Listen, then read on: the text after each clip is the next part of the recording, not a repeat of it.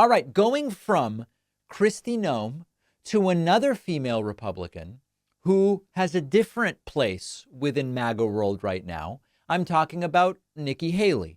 Nikki Haley, former ambassador to the UN under failed former President Donald Trump. Nikki Haley, former Republican governor of South Carolina. She is getting more and more popular, despite the fact that she dropped out months ago within the Republican Party. What does this mean for the future of this country's presidential race? Well, let's take a look at the numbers. Yesterday, Indiana held its Republican primary. Now, I just want to remind everybody, the primary is long over in the sense that Trump is the presumptive nominee. He secured enough of the vote that he will be made the official nominee at the Republican National Convention over the summer. However, the primaries are still held. And yesterday in Indiana, about 22% of the Republican primary voters voted for Nikki Haley. Nikki Haley dropped out of this race months ago. There is no race here.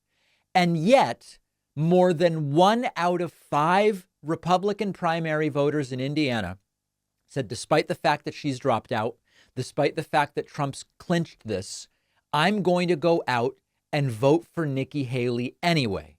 Now, I want to focus your attention on results from several weeks ago in Pennsylvania. If we go back to the Pennsylvania results from some time ago, I forget what the date was for the Republican primary in Pennsylvania. It was a little while ago. We talked about it. April 22nd, 23rd, something like that. We had a situation then where 17% of Pennsylvania Republicans decided to go out and make their voice heard for Nikki Haley, a candidate who had already dropped out and who has no chance of being the nominee. And when we saw 17% of Pennsylvania Republicans say, hey, you know what? I'm going to go out and vote for Nikki, even though it's over. We said this could be a problem for Donald Trump.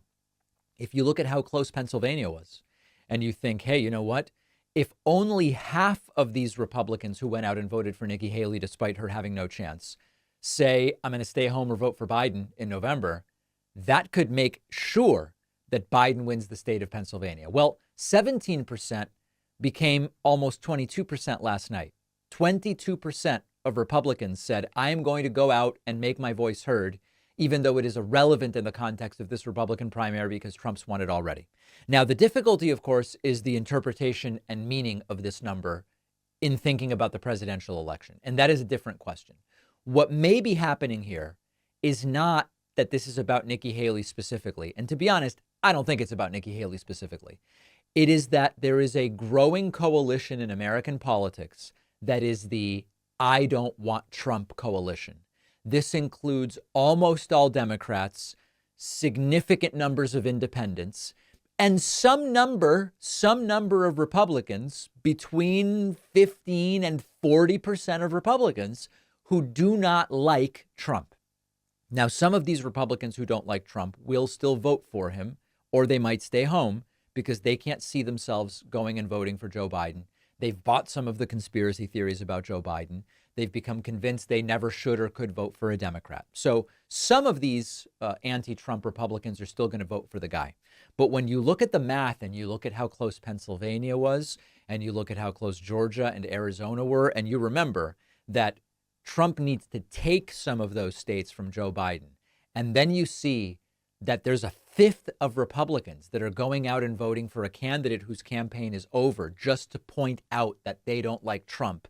This is potentially a major problem for Donald Trump in November.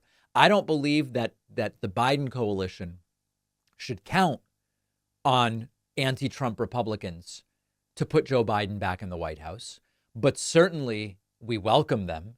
And the numbers look as though it could be a major problem for Donald Trump. So this is not good. If you have long clinched the nomination, seeing more than 1 out of 5 primary voters vote for someone else, it is not good. We'll see what it means in November. Let me know in a comment. Let me know in an email, info@davidpakman.com.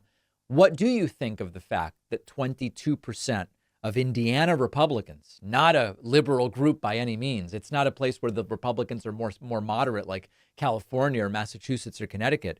Indiana, 1/5 of Indiana Republicans saying, I want Nikki Haley, even though she's dead in the water. info@davidpakman.com. Let me know what you think it means. We'll hear from a sponsor or two and then talk about a very stormy day in court yesterday for the failed former president.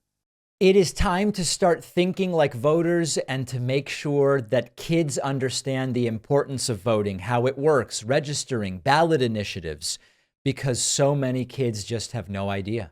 That's why I wrote the new children's book, Think Like a Voter. I can think of no better time and no more important group of folks to try to reach. The book is now available at davidpakman.com/book, where, by the way, you can get the first 2 books in the series as well.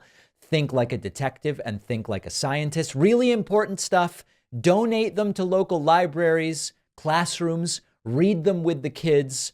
davidpakman.com/book.